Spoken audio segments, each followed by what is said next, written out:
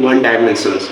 जैसा कि आप जानते हैं कि पिछली कक्षाओं में हम लोगों ने, पिछली क्लासेस में हम लोगों ने कि हम लोग फर्स्ट चैप्टर कंप्लीट किया, unit and measurement and unit and dimension.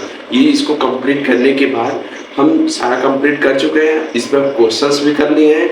और दोस्तों, अगर आपको कोई भी क्वेश्चंस पे प्रॉब्लम हो तो आप कापी किताब, अपना किताब उठाइए, उसमें जो भी है उसको प्रॉब्लम सॉल्व करिए, और जो नहीं आता है कमेंट बॉक्स में बताइए, मैं उस क्वेश्चन को देखकर मैं आप लोगों को बता दूंगा। ठीक है, जहाँ जिस किताब से आप लोग बताएंगे उस किताब से मैं क्वेश्चन को, नहीं तो क्वेश्चन का उस पर टेलीग्राम पर हमारा टेलीग्राम चैनल है, उस पर आप लोग उसको ज्वाइन कर लीजिए और उस पर आप लोग क्वेश्चन भेज दीजिएगा और मैं आप लोगों को लगाकर वापस उसको सॉल्व करके दे दूंगा। ठीक है दोस्तों, तो आज हम पढ़ने वाले हैं कि मोशन इन वन डायमेंशंस क्या होता है। ठीक है, जिस प्रकार से हम डेली अपने डेली लाइफ में हम इसमें क्या पढ़ेंगे, motion in one dimension, two dimension, three dimension, तीन डायमेंशन है। लेकिन सबसे पहले हम लोग पढ़ने वाले हैं motion in one dimension.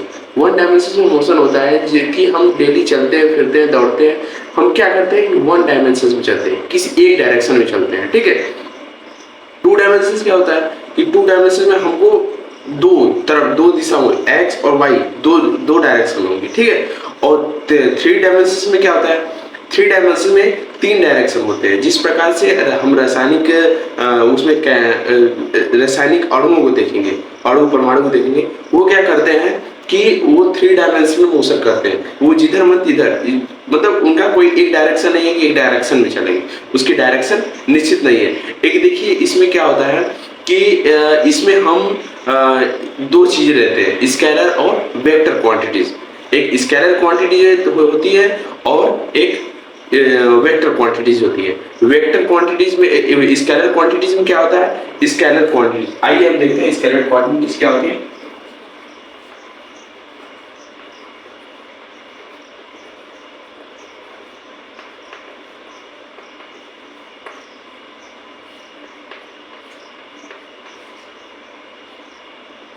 That quantities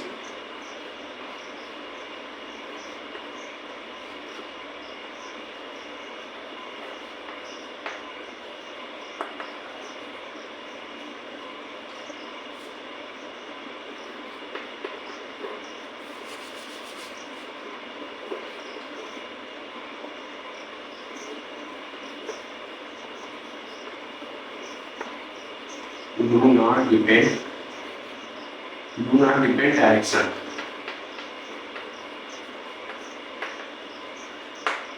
ठीक है, ये क्वांटिटी जो स्केलर क्वांटिटीज होती है, ये डायरेक्शन पर डिपेंड नहीं करती।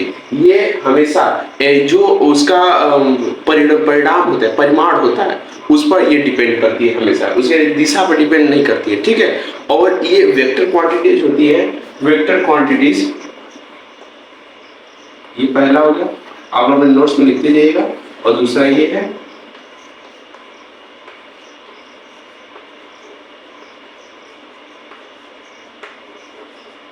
ये हो गया आपका वेक्टर क्वांटिटी। वेक्टर क्वांटिटीज में आपका दैट क्वांटिटीज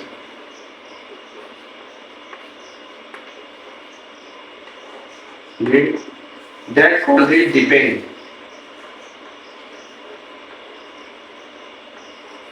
डायरेक्शन।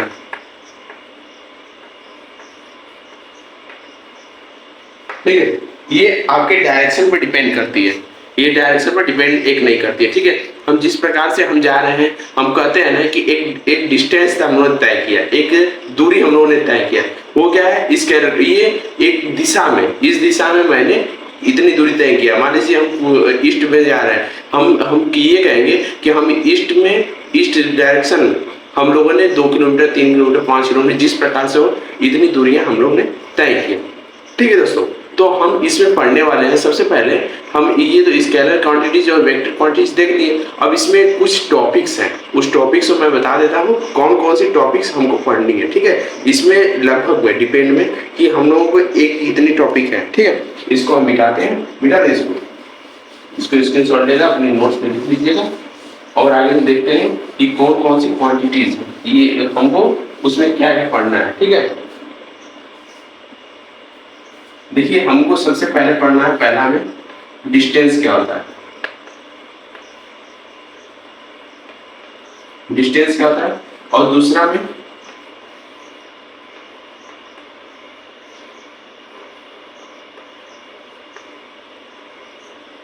डिस्प्लेसमेंट क्या होता है, और तीसरा में स्पीड,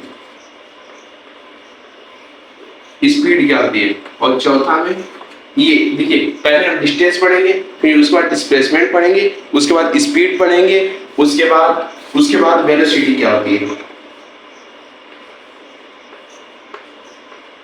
वेलोसिटी क्या होती है, और पांचवा हम लोग पढ़ेंगे एक्सेलरेशन।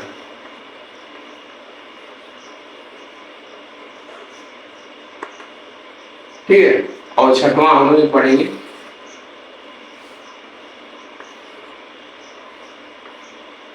जड़। ठीक है, हम लोगों ने ये पढ़ेंगे। सबसे पहले देखिए आता है डिस्टेंस और डिस्प्लेसमेंट। हम इसमें इस वाले वीडियो में हम इसकी चर्चा करेंगे। ठीक है, ये तीनों की चर्चा करेंगे कि ये होती क्या है। हम लोग इस पर ग्राफ के माध्यम से भी समझेंगे और इस प्रकार से भी समझेंगे कि डिस्टेंस क्या होती है, डिस्प्लेसमेंट क्या होती है, और इसमें किस प्रकार से इसको डिफाइन किया जाता है। ठीक है, तो हम इसको मिटाते हैं। इस पर आप लोग अपने नोट्स में लिख लीजिएगा, इतनी चीजें हम लोग को पढ़नी है। और सबसे पहले हेडिंग डालिएगा डिस्टेंस क्या होता है। सबसे पहले हेडिंग है distance.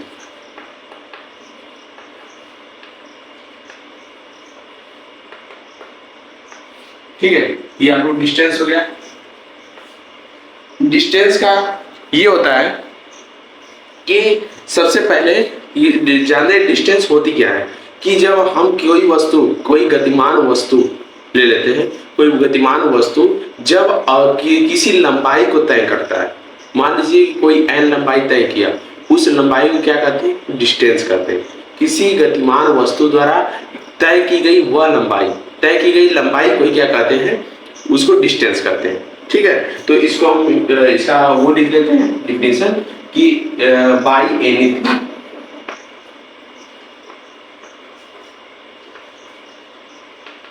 Anything covered distance, covered any distance, any length, ठीक है, any length is called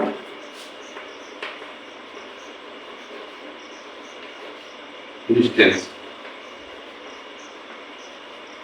ठीक है, इज कॉल्ड डिस्टेंस। इसको क्या बोलते हैं, डिस्टेंस बोलते हैं। सपोज दैट, मान लीजिए कोई वस्तु, एग्जांपल हम लेते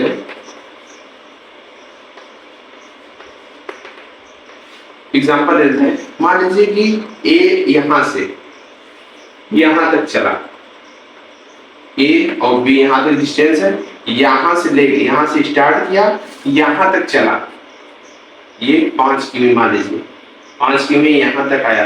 तो हम ये कह सकते हैं कि ए मान लीजिए मान लीजिए कि कोई राम ही है। ठीक है, राम नाम का एक लड़का है, वो क्या है कि यहाँ से बिंदु ए से स्टार्ट करता है चलना, यहाँ पे उसका घर है, यहाँ से स्टार्ट करता है चलना और बी तक यहाँ पहुंचता है। ठीक है, बी तक राम पहुंचता है, तो वो कितनी लंबाई तय की, तो हम उस लंबाई को क्या कहते हैं, डिस्टेंस कहते हैं। ठीक है, डिस्टेंस कहते हैं, वो कितनी है, 5 किमी। ठीक है, हम इसको इस प्रकार से हम इसको डिपेंड ये करेंगे, देखेंगे। ठीक है, कि ये कितने दूरियां तय की, कितनी लंबाई तय की, उसी को क्या कहते हैं, डिस्टेंस कहते हैं। उसके बाद आता है डिस्टेंस आपका हो गया, उसके बाद डिस्प्लेसमेंट। ठीक है, डिस्प्लेसमेंट का भी समझ लेते हैं कि डिस्प्लेसमेंट क्या होता है। इसको हिंदी में कहते हैं विस्थापन। ठीक है, दूसरा आता है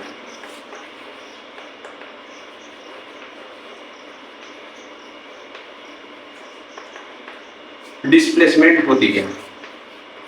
ठीक है, डिस्प्लेसमेंट मिनिमम लेंथ। सब एक छोटा सा इसका डिफिनेशन देते हैं, minimum length.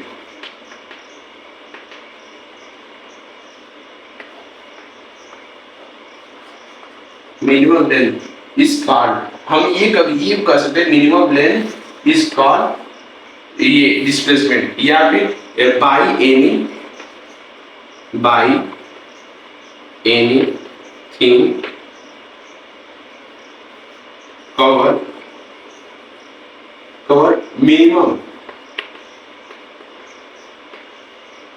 Minimum length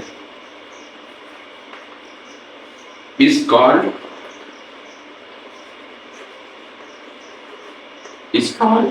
displacement.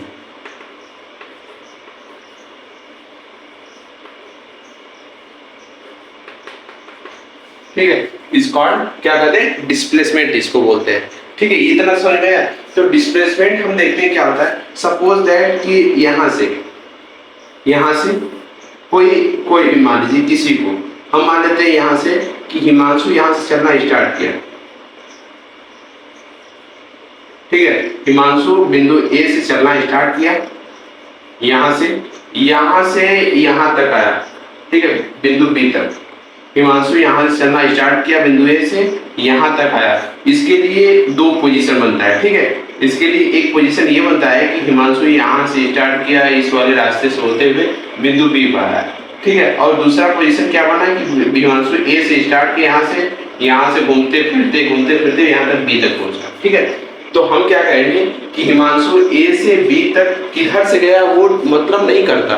Displacement में वो मतलब ये डिपेंड नहीं करता कि वो किस रास्ते से कैसे गया, वो बस ये मतलब रखता है कि सबसे छोटा रास्ता कहाँ पड़ेगा।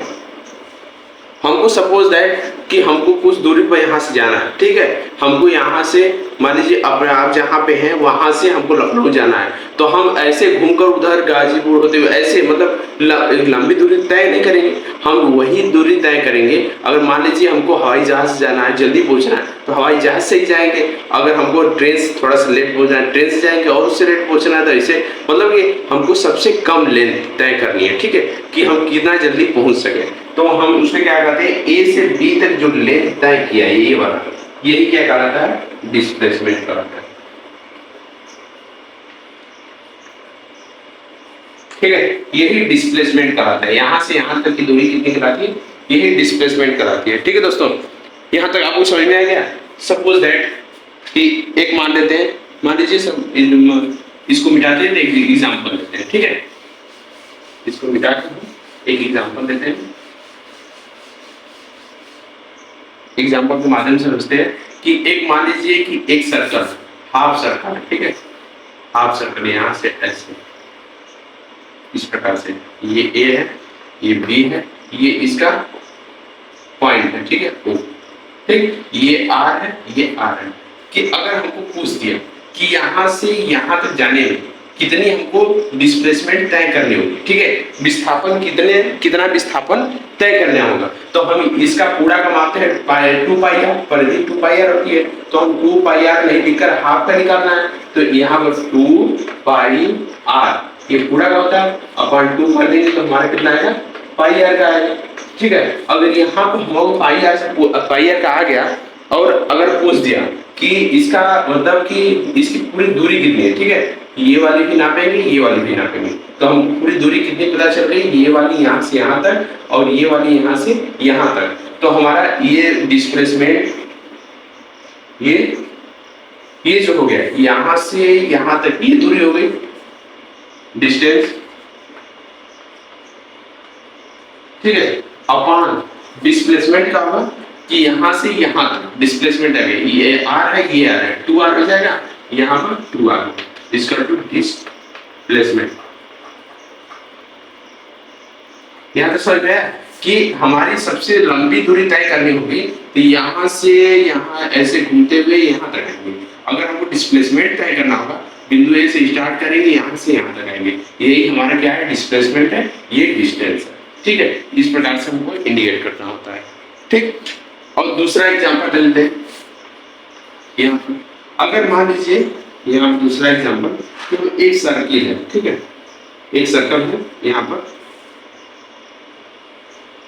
इस प्रकार से है, और यहाँ पर कोई बिंदु है, और यहाँ से कोई वस्तु चलना स्टार्ट करती है, बिंदु ए से स्टार्ट करती है चलना, यहाँ से यहाँ तक आती है, यहाँ तक। ठीक है, यहाँ तक बिंदु बी तक आती है, तो इसके द्वारा बीच से बना कोण सपोज दैट सपोज दैट ये वाला कोण है ना, ये वाला मान लीजिए कि 60 डिग्री, सपोज दैट मान लीजिए 60 डिग्री, ठीक है।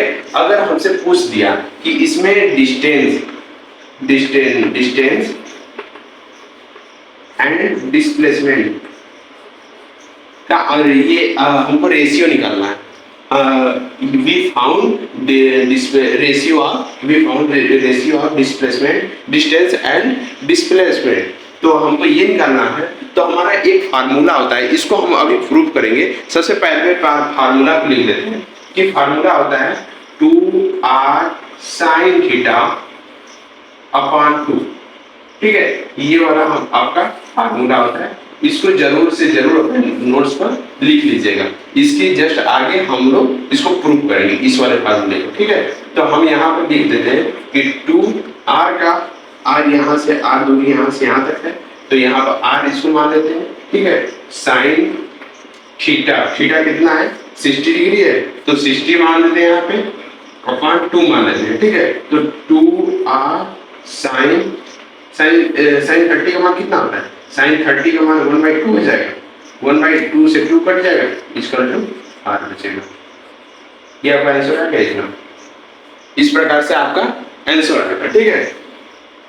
और इसके बाद ये वाला हम फार्मूला देखते हैं, ये वाला फार्मूला किस प्रकार से प्रूव करते हैं, ठीक है। तो अगर हमसे पूछ दिया कि यहाँ पे एंगल दे दिया है, इस सर्किल में हम मोशन कर रहा है कोई पिंड, ठीक है, कोई मोशन कर रहा है, तो अगर हमको फार्मूला दे दिए तो किस प्रकार से हम उसको प्रूव करके हम उसको पता करेंगे किस प्रकार से आया, ठीक है। अगर हम मान लीजिए कि हम 2 वेक्टर ले लेते हैं, ठीक है, एक वेक्टर ले लेते हैं, तो हम यहाँ से किस प्रकार से लेंगे, एक ऐसे लेंगे, एक ये बन लेंगे। तो हम यहाँ से इसका डायरेक्शन इधर है, ठीक है, ये डायरेक्शन इधर है, और यहाँ पर ये वाला डायरेक्शन इस प्रकार है, ठीक है। और यहाँ से ये वाला यहाँ तक आता है, इसका डायरेक्शन यहाँ पे है, ठीक। यहाँ पे इसको A, यहाँ पर B, यहाँ पर C इसको मान लेते हैं। तो यहाँ से जब हम निकलेंगे, यहाँ से जैसे ही हम निकलेंगे तो हमारा क्या करेंगे, ये मान लीजिए R1 है, ये वाला R2 है, ठीक है, और ये वाला D है। तो R1 है, R2 है, D है। हम इसको ये लिख सकते हैं कि R1 plus D equal to R2, R1 plus D equal to R2। तो हम इसको इधर से इधर लाते हैं, तो D equal to R2 minus R1 लिख सकते हैं, ये लिख सकते हैं ना, ये आपका निकल कर आ गया, ठीक। अब इसको इसके बाद देखते हैं, इसका हम ये परिमाण निकालते हैं, ठीक है। परिमाण में क्या होता है कि मॉड में ले लेते हैं, मॉड में D को ले लेंगे यहाँ पर, इक्वल टू, अगर हम इसका परिमाण निकालते हैं तो हमारा R1 है, R2 है, R1 है, R2 है, तो हमारा ये होगा रूट में R1 का स्क्वायर होगा, R1 का स्क्वायर प्लस R2 का स्क्वायर हो जाएगा, ठीक है, प्लस 2R1 R2, और यहाँ पर cos थीटा, ठीक है। ये वाला आपका कितना आ गया, परिमाण आ गया ये वाला, ठीक है। यहाँ तक आ गया आपका। अब उसके बाद यहाँ से इसको मिटाकर ऊपर प्रूव करते हैं, ठीक है। इसको मिटा देते हैं, आप लोग लिख लीजिएगा इतना, इसको मिटाकर ऊपर लिखते हैं, इसको इतना आ गया। अगर हम R को, R1 है, R2 है, दोनों को इक्वल टू बराबर ले लें, यदि इफ एक पोजीशन ये बनती है कि if R1 equal to R2, तो हम ये लिख सकते हैं कि मॉड में D हो जाएगा इक्वल टू रूट में R1 का स्क्वायर, R का स्क्वायर, ठीक है, 2R का स्क्वायर, ये वाला R का स्क्वायर हो जाएगा, ये वाला R का स्क्वायर हो जाएगा, तो 2R स्क्वायर हो जाएगा, और प्लस में तो यहाँ पर R1 होगा, यहाँ पर R होगा, ठीक है। तो 2R का स्क्वायर cos थीटा, ये हो जाएगा आपका। तो रूट में हम अगर लेते हैं तो 2R स्क्वायर, 2R स्क्वायर है, तो 2R स्क्वायर कॉमन हो जाएगा, 1 माइनस cos थीटा, ठीक है। अब इसके बाद क्या हम लोग का आएगा, आगे देखते हैं कि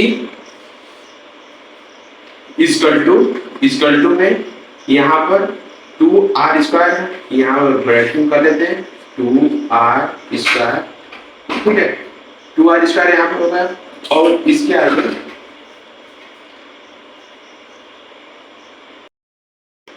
ये यहाँ पर 2r² है, यहाँ पर 2r² ले लेते हैं कॉमन और 1 माइनस कॉस थीटा है यहाँ पे, तो 1 माइनस कॉस थीटा को क्या लिख सकते हैं, 1 माइनस यहाँ पर हम फार्मूला देखे हैं कि sine square theta plus cos square theta equal to 1 होता है।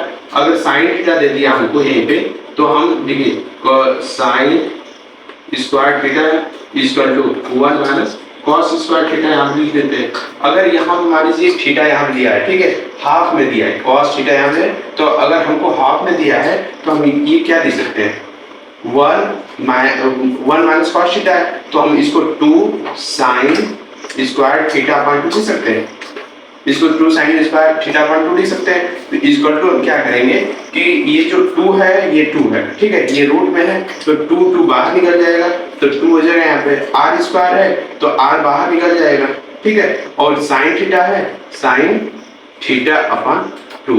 तो हम यहाँ पे देखते हैं कि वो वाला जो पीछे वाला फार्मूला हम लोग जो किए थे सर्किल वाला, ये वाला हमको निकल कर आ गया। यहाँ पे इस प्रकार से हम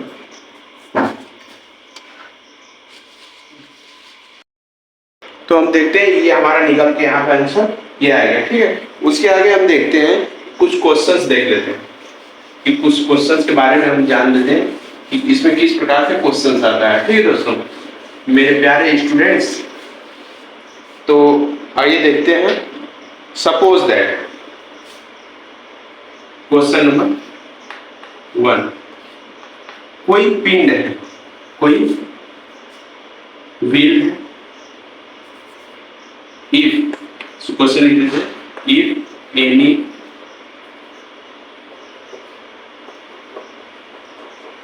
will move on a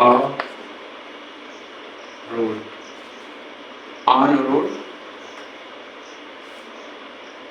half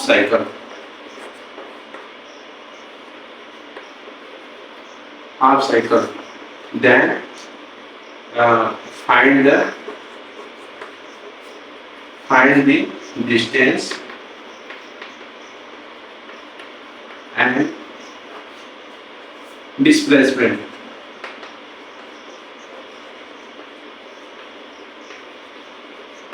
ठीक है, हमको डिस्टेंस और डिस्प्लेसमेंट ज्ञात करना है। सपोज दैट कि एक सड़क है, ठीक है, उस पर एक व्हील इस पर बैठी हुई, ठीक है, यहाँ पर ऐसे यहाँ से रोटेट कर रही है, इस प्रकार से ऐसे रोटेट करते हुए आगे बढ़ रही है, ठीक है, यहाँ से ऐसे रोटेट करेगी। हमारा क्या दिया है कि हमारा यहाँ वो पॉइंट P है, ठीक है, P मान लेते हैं।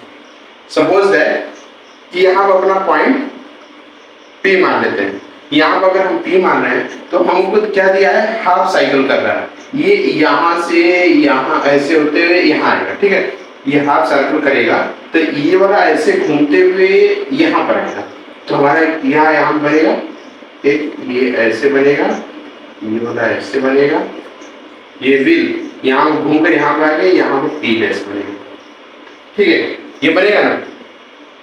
तो देखिए यहाँ से ऐसे घूमेगा, यहाँ से देखिए ये सर्किल करेगा, यहाँ से ऐसे घूमेगा, हमको हाफ साइकिल घुमाना है ना, ये हाफ साइकिल भी यहाँ से ऐसे घूमेगा, ठीक है, यहाँ P जो है यहाँ P डैश के स्थान पर जाएगा। तो हमसे क्या पूछा है, डिस्टेंस पूछा है, डिस्प्लेसमेंट है ना, डिस्टेंस पूछा है यहाँ से यहाँ तक, ठीक, और हम यहाँ जानते हैं कि पूरा अगर घूमेगा पूरा गोला जो है एक टर्न करेगा तो 2 पाई r चक्कर लगाता है, 2 पाई r। अपना खुद का व्यास जो है वो अपना खुद की परिधि, ये परिधि होती है, ये अपने परिधि के बराबर ही ये डिस्टेंस दूरी तय करेगा, ठीक है। तो यहाँ से यहाँ तक जाने में, यहाँ देखिए हाफ साइकिल कर रहे हैं ना, तो ये क्या होगा पाई r, और यहाँ से यहाँ तक तो 2r होगा। ये रेडियस कितनी है, r है, यहाँ से यहाँ तक की रेडियस कितनी है, r है, ये वाली रेडियस कितनी है, r है, ठीक है। तो हमको क्या करना है कि P डैश और P के बीच की दूरी निकालना है, हमको इसके बीच की दूरी निकालना है। तो हम क्या करेंगे, हमारे ये यहाँ से यहाँ तक का पता ही है कि हमारा पाई r डिस्टेंस तय किया, और हमारा 2r पता है कि यहाँ से इसका जो इसकी रेडियस है ये वाला, इसका व्यास, ये इसका व्यास जो है ये 2r होगा, ठीक है। रेडियस 2r है, तो रेडियस अगर r है तो इसका जो व्यास होगा इसका क्या होगा 2r होगा, ठीक है। तो हमारा ये निकालना है, तो हमको इसका स्क्वायर कर देंगे और इसका स्क्वायर कर देंगे तो ये वाला पता चल जाएगा। तो हम आइए हम करते हैं इसका स्क्वायर, ये क्वेश्चन हम मिटा देते हैं, यहाँ से डालते हैं, ठीक।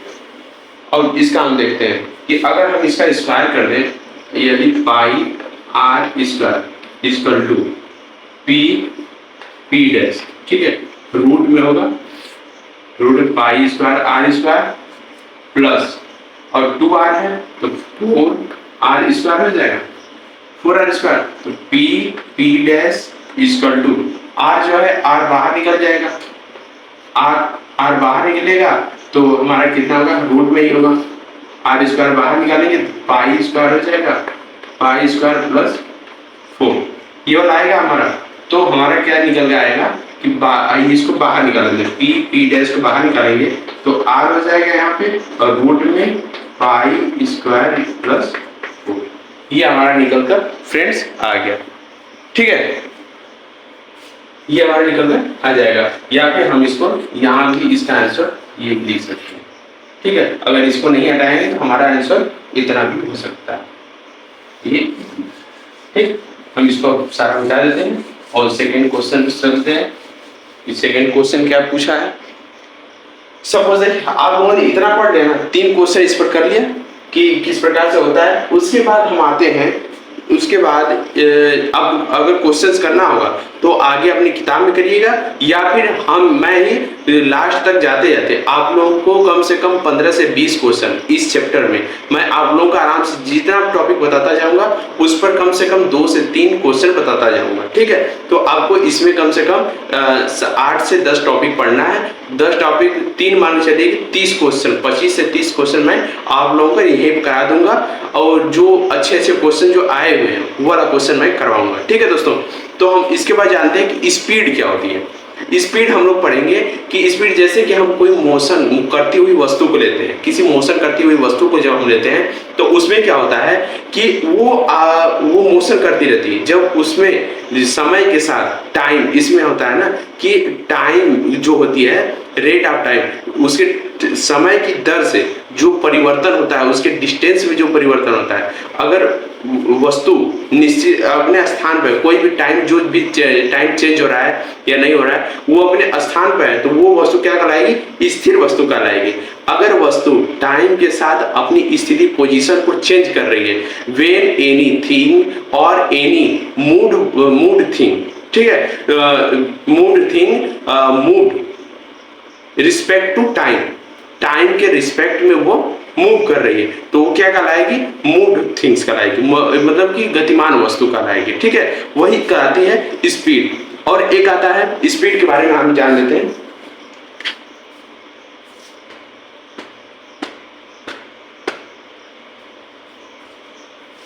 ये स्पीड,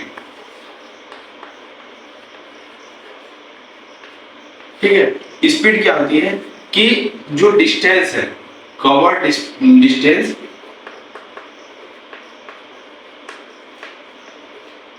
अपॉन टाइम, ठीक है, कवर्ड डिस्टेंस एंड टाइम, ये होती है आपकी स्पीड, ठीक है। ये आपकी स्पीड होगी, कितना कवर किया डिस्टेंस वो हो गया और यहाँ पर सारी टाइम हो गई। अब हम एक आता है इसमें वेलोसिटी, वेग क्या होती है, देखिए स्पीड यानी चाल, हिंदी में इसको बोलते हैं चाल, और वेग किसे कहते हैं, वेग जो वेग का फार्मूला होता है कि डिस्प्लेसमेंट। देखिए स्पीड क्या होती है, स्पीड जो डिस्टेंस होता है, डिस्टेंस अब टाइम के रिस्पेक्ट में डिस्टेंस तय होती है, और वेलोसिटी क्या होती है, वो टाइम के रिस्पेक्ट में डिस्प्लेसमेंट तय करता है, सबसे छोटी दूरी तय करता है। वो यहाँ पर आप कंफ्यूजन में होंगे, लेकिन ये कंफ्यूजन अभी मैं दूर कर दूंगा कि देखिए अगर आपको स्पीड से कोई वस्तु चल रही, कोई स्पीड, जैसे आप जा रहे हैं 4 व्हीलर में तो आप कहेंगे कि हमारी गाड़ी कम से कम 50-60 किलोमीटर प्रति घंटे की रफ्तार से चल रही है, तो हम क्या कहेंगे, वो एक स्पीड से चल रही है, वो समय के हिसाब से वो की डिस्टेंस तय कर रही है, क्या कर रही है, डिस्टेंस तय कर रही है। और वही हम कह दें कि एक वेग उसका इतने वेग से चल रही है, तो हम क्या कहेंगे कि उसका डिस्प्लेसमेंट होता है टाइम के रिस्पेक्ट में। जो डिस्प्लेसमेंट होता है उसको क्या कहते हैं, वेलोसिटी कहते हैं, उसको हिंदी में वेग कहते हैं। ठीक है दोस्तों, हिंदी मीडियम वाले हैं, हिंदी मीडियम वाले भी आराम से पढ़ सकते हैं, इंग्लिश मीडियम वाले भी यहाँ पर पढ़ सकते हैं, सब लोग पढ़ सकते हैं। मैं आप लोगों को नोट्स भी इंग्लिश में प्रोवाइड करवा रहा हूँ, सीबीएसई बोर्ड वाले को खास तौर से, ठीक है, और यूपी बोर्ड वाले भी या इसमें बना सकते हैं आराम से, कोई प्रॉब्लम नहीं होगा। यूपी बोर्ड, बिहार बोर्ड, आराम से सब सिलेबस वही है दोस्तों। ठीक है दोस्तों, तो हम वेलोसिटी के बारे में देख लेते हैं एक बार। वेलोसिटी इज इक्वल टू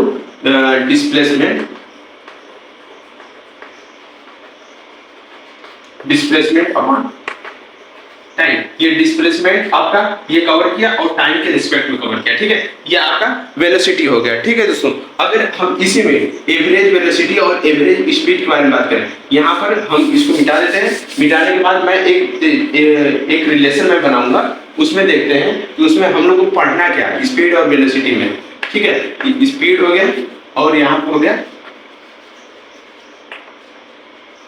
ठीक है, स्पीड और यहाँ पर वेलोसिटी हो गया। ठीक है, यहाँ पे स्पीड, ये हो गया वेलोसिटी। यहाँ अगर हम यहाँ से तय करते हैं हम, तो हमारा देखिए इसमें ये पढ़ना होगा कि सबसे पहला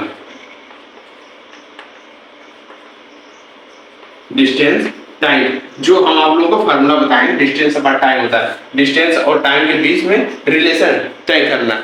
ठीक है, और सेकेंड है आपका एवरेज स्पीड, ये एवरेज स्पीड हो गया। और तीसरा क्या होगा, इंटेंसिटी स्पीड। ठीक है, इंटेंसिटी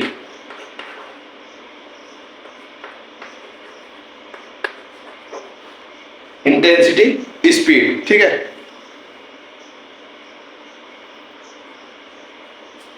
या फिर इंस्टेंटेनियस स्पीड। ठीक है, ये एवरेज स्पीड हो गया, इंस्टेंटेनियस।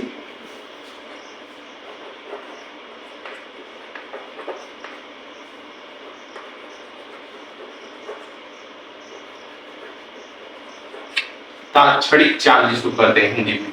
और इसमें क्या हो गया, डिस्प्लेसमेंट टाइम, डिस्प्लेसमेंट और टाइम। और दूसरा क्या है, एवरेज वेलोसिटी।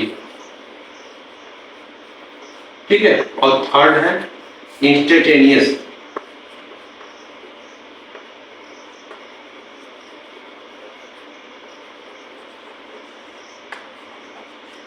ठीक है, इंस्टेंटेनियस वेलोसिटी।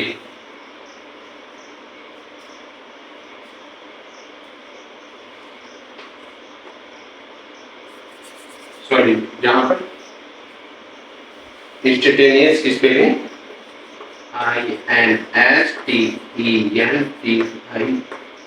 INSTENTIOUS। ठीक है, इंस्टेंटेनियस वेलोसिटी। ये आपको इसमें तीन ये पढ़ना है, ये आपको तीन इसमें पढ़ना है। तो हम पढ़ते हैं कि डिस्टेंस टाइम, ये तो पढ़ चुके हैं, और डिस्टेंस टाइम डिस्प्लेसमेंट टाइम इसको भी हम जान चुके हैं फार्मूला को।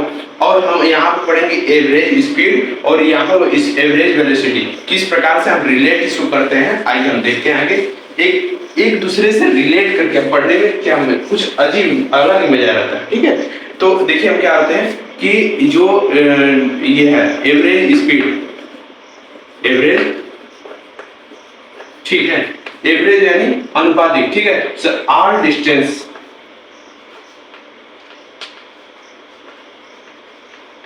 ठीक है, आर डिस्टेंस या फुल डिस्टेंस, जितने भी डिस्टेंस तय की, और time,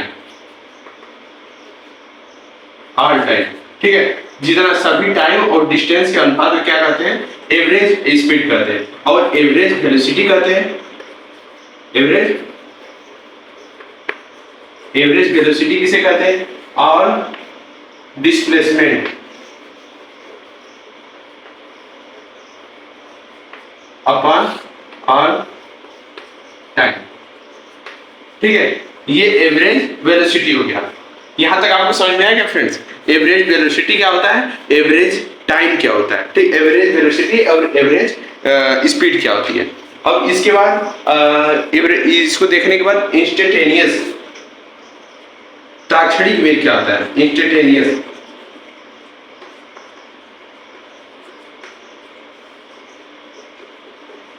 instantaneous speed and velocity, ठीक है। इसको हम देखेंगे इंस्टेंटेनियस स्पीड एंड वेलोसिटी क्या होती है। देखिए स्पीड में क्या होगा, स्पीड में कि जो ताक्षणी किसी एक सेकेंड में, किसी 1 सेकेंड में तय की, किसी एक ऐसे सेकेंड में एकांक स्पीड में, एकांक समय में तय की गई दूरी को क्या कहते हैं, ताक्षणिक स्पीड चाल कहते हैं, ठीक है। तो डेल्टा इसको डी से इंडिकेट करते हैं, जो वो जो डिस्टेंस तय हुआ है उसको अपान, या फिर इसको यस से भी इंडिकेट करते हैं, ठीक है, डी से भी यस से भी इंडिकेट करते हैं। और डेल्टा टी, इसको ये जो स्पीड है डेल्टा डी अपान यस डेल्टा टी से इसको ये इंडिकेट करते हैं, ठीक है। और वेलोसिटी को किससे इंडिकेट करते हैं, तो वेलोसिटी इक्वल टू जो डेल्टा टी समय में डिस्प्लेसमेंट तय हुआ, डिस्प्लेसमेंट जो तय हुआ वो अपॉन डेल्टा टी, डेल्टा ताक्षणिक समय, एकांक समय और डिस्प्लेसमेंट, ये हो गया आपका, ठीक है। इतना समझ में आ गया फ्रेंड्स, तो इतना ही आपका इसमें है। और अगर हम इसमें कुछ ऐसे क्वेश्चंस देखें कोई, कि अगर सपोज दैट कि क्वेश्चन इसमें है, पहला क्वेश्चन कि if a man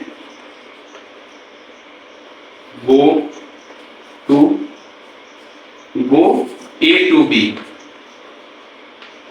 B and return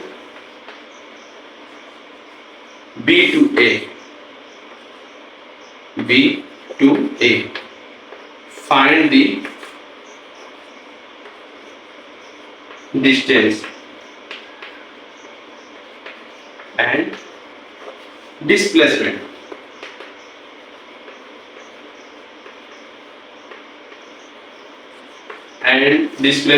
and और उसके बाद average velocity, average speed and average velocity,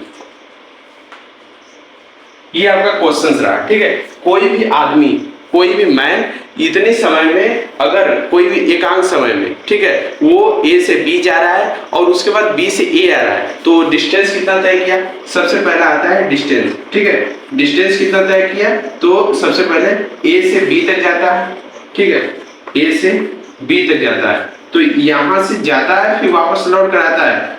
मान लीजिए कि ये इसकी दूरी x है, तो उसकी डिस्टेंस पूरा कितनी होगी, 2x होगी। यहाँ से जा भी रहा है वापस भी आ रहा है। अगर हम देखें कि डिस्प्लेसमेंट क्या होगा इसका, यहाँ से यहाँ तक जा रहा है फिर वापस यहाँ से यहाँ तक आ रहा है, तो डिस्प्लेसमेंट क्या होगा इसका 0 होगा। यहाँ से जा रहा है, ये प्रारंभिक स्थिति जो है वो और अंतिम स्थिति के बीच दूरी को क्या कहते हैं, डिस्प्लेसमेंट कहते हैं। तो डिस्प्लेसमेंट यहाँ से गया यहाँ से वापस आ गया यहाँ पे, तो यहीं पर आ गया, तो इसकी दूरी कितनी होगी, दूरी तो हो गई 2x, लेकिन इसका डिस्प्लेसमेंट कितना होगा, 0 होगा, ठीक है। और उसके बाद हम देखते हैं एवरेज स्पीड क्या होती है। एवरेज स्पीड का सी नंबर इसको देखते हैं, इसको मिटा लेते हैं कि एवरेज स्पीड की एवरेज स्पीड में यह है कि फुल जितना भी टाइम है, जितना भी डिस्टेंस है, डेल्टा टी हो गया, डेल्टा टी अपॉन डेल्टा नहीं हो, जितना दूरी तय की वो अपॉन टी, ठीक है। ये आपका एवरेज स्पीड हो गया। अगर एवरेज वेलोसिटी देखना है, एवरेज वेलोसिटी, तो डेल्टा एवरेज वेलोसिटी, तो डिस्प्लेसमेंट ये डिस्टेंस है अपॉन डिस्प्लेसमेंट अपॉन टाइम, ठीक है, एवरेज वेलोसिटी ये निकल कर आप पे आ गया। सपोज दैट कि टोटल डिस्टेंस कितना है, यहाँ पर आपका यहाँ से जो स्टार्टिंग किया v1 से स्टार्ट किया, v2 स्पीड से यहाँ तक आया, तो हमारा समय कितना है, तो t अगर हमको निकालना ये डिस्टेंस निकालना होगा, d इक्वल टू दूरी बराबर कितना होता है, स्पीड होता है, स्पीड को हम v लेते हैं इंटू t लेते हैं, ठीक है। तो हमको निकालना होगा अगर t equal to d upon v हो जाएगा। यहाँ इसका पहला निकल गया कि इतना डिस्टेंस है, तय कर रहा है और इतने टाइम में, तो हमारा टाइम निकल गया d अपॉन v, और उसके बाद टोटल टाइम जितना भी टाइम दिया गया है, ठीक है, यहाँ से t2 ये t1 वाला टाइम निकल गया, और जो यहाँ से यहाँ तक आ रहा है तो इसकी टाइम t2 होगी और डिस्प्लेसमेंट वही तय करेगा और v वेग से v2, ठीक है। तो हम क्या निकालेंगे, इसका भी टाइम निकल गया, इसका भी टाइम निकल गया, जो इतने वेग से जा रहा है फिर उतने ही वेग से आ रहा है, जितने वेग से जा रहा है उतने ही वेग से आ रहा है। तो हमको क्या निकालना है, टोटल हमको स्पीड निकालना है, ठीक है। टोटल अगर हमको स्पीड निकालना होगा तो कितना होता है कि स्पीड बराबर 4 बराबर कितना होता है, 4 बराबर दूरी अपन समय होता है। तो दूरी देखिए, ये v1 है, ये v2 है, t1 है, t1 equal to d upon v1 होता है और t2 equal to t upon v2 होता है, ठीक है। तो हमारा ये वेलोसिटी, ये क्या स्पीड निकालना है, स्पीड निकालना तो क्या होगा, v इक्वल टू इसको मिटा देते हैं, v equal to d upon t1 plus d upon t2, ठीक है। ये आपका दोनों अगर हम जोड़ देंगे, वेलोसिटी टोटल वेलोसिटी निकालना है तो टोटल दूरी कितनी है, 2d होती है, यहाँ से यहाँ तक जाएगा फिर यहाँ से यहाँ तक आएगा, तो टोटल दूरी कितनी होगी, 2d होगी, और फिर टोटल टाइम कितना होगा, t1 प्लस t2 होगा। इसको हम जोड़ेंगे, यहाँ पे इस प्रकार से नहीं करेंगे, हम ये निकालना है, अलग अलग नहीं जोड़ेंगे।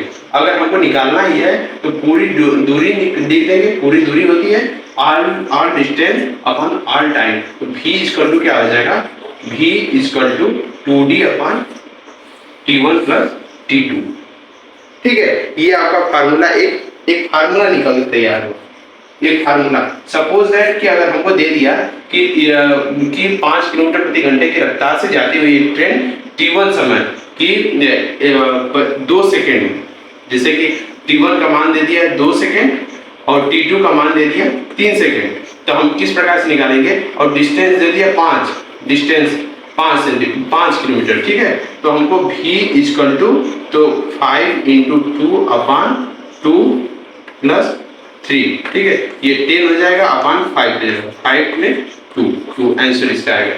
ये दोस्तों आपको एकदम नॉर्मली सवाल करवा रहा हूँ इसलिए कि एक बेसिक तैयार हो आपका, पहले ये सब जान जाएंगे, अभी 11th में है, ये सब बेसिक होता है, कंफ्यूजन बाद में कंफ्यूजन होने लगता है, यही स्पीड और वेलोसिटी को लेकर कि स्पीड आप पेपर में बैठेंगे तो सोचेंगे कि स्पीड क्या होता है, वेलोसिटी, ये प्रॉब्लम हो जाती है। अगर मतलब ये कंसेप्ट छोटा छोटा क्लियर रहेगा तो आप लोग कोई प्रॉब्लम नहीं होगी। इसीलिए तो मैं इस सीरीज को एक लंबा समय तक लेकर चलूंगा, क्योंकि आप लोग अगर इस सीरीज को एकदम लगातार देख रहे हैं तो आप लोगों को प्रॉब्लम ही कोई ना होके और सारा क्लियर हो जाए, ठीक है, सारा कंसेप्ट क्लियर होता चला जाए, ठीक। इतना समझ में दोस्तों आ गया, इतना समझ में आ गया होगा। उसके बाद हम आगे चलते हैं आगे देखते हैं कि हमारा इतना आ तो आ गया, एक इसमें और फार्मूला बनता है कि हमको v का मान इतना निकल गया।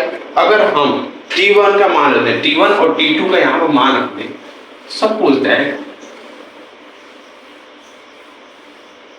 कि v इक्वल टू 2d है अपॉन t1 का मान कितना है, d upon v1 plus d upon v2 है, तो हमारा निकल के आ गया 2d अपॉन, यहाँ से हम भाग देंगे अगर तो d v1 plus d v2, ठीक है, तो d v2 plus d v1 upon v1 v2, ये निकल कर आएगा, इक्वल टू कितना होगा, equal to 2d into v1 v2 upon d v2 plus d v1, ये आपका ये निकल कर आएगा।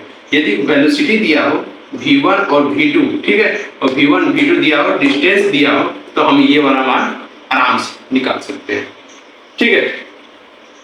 ये वाला मान। अगर हम यहाँ से ये भी चाहें कि अगर d को बाहर निकाल दें, यहाँ से भी d को बाहर निकाल दें, तो हमारा d जब बाहर निकलेगा तो ये हो जाएगा कि 2v1 v2 अपान v1 प्लस v2।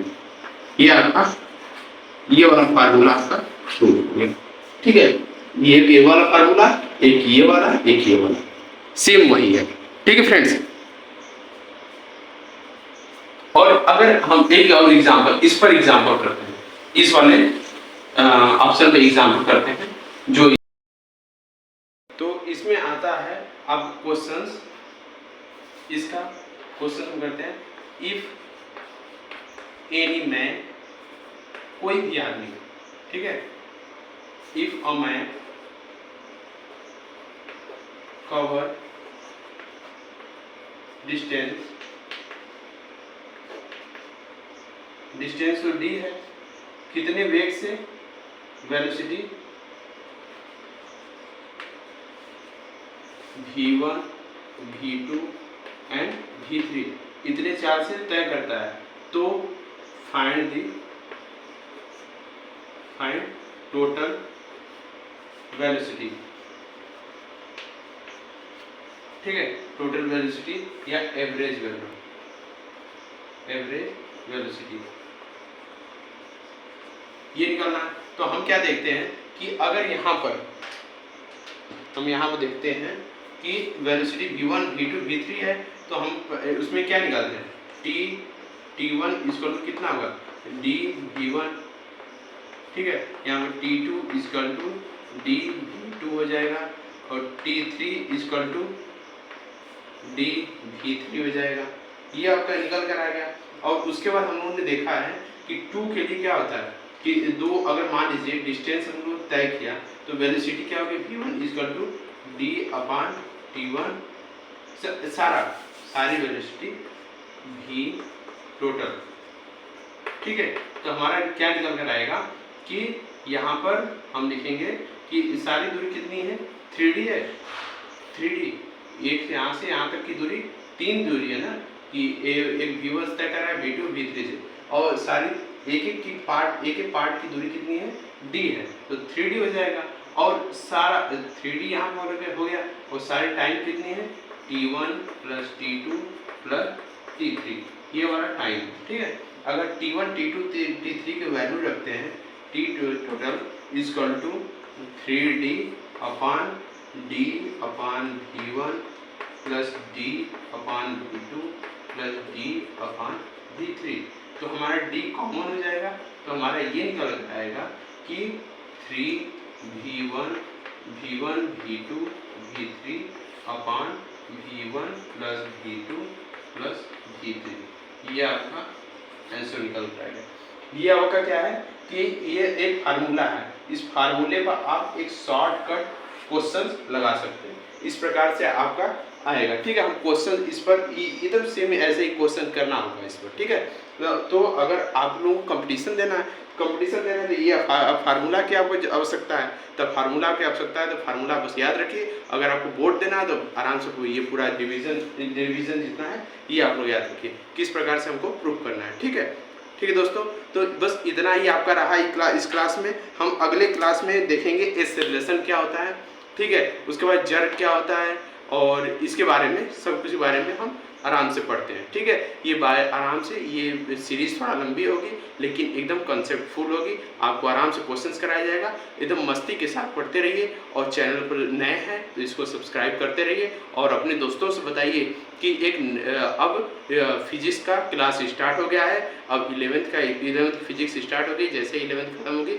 अपने 12th वाले भी साथियों से, भाइयों से बोलिएगा कि यहाँ पर 12th की भी फिजिक्स अब स्टार्ट होगी। ठीक है, यहाँ जैसे 11th खत्म होगी और 12th की स्टार्ट हो जाएगी। ठीक है दोस्तों, तो इस छोटे चैनल में आपका हमेशा स्वागत है, और आपका कोई भी प्रॉब्लम हो इसमें आप आराम से पूछ सकते हैं। तब तक के लिए हम चलते हैं, अब अगली वीडियो में हम मिलते हैं, तब तक के लिए धन्यवाद।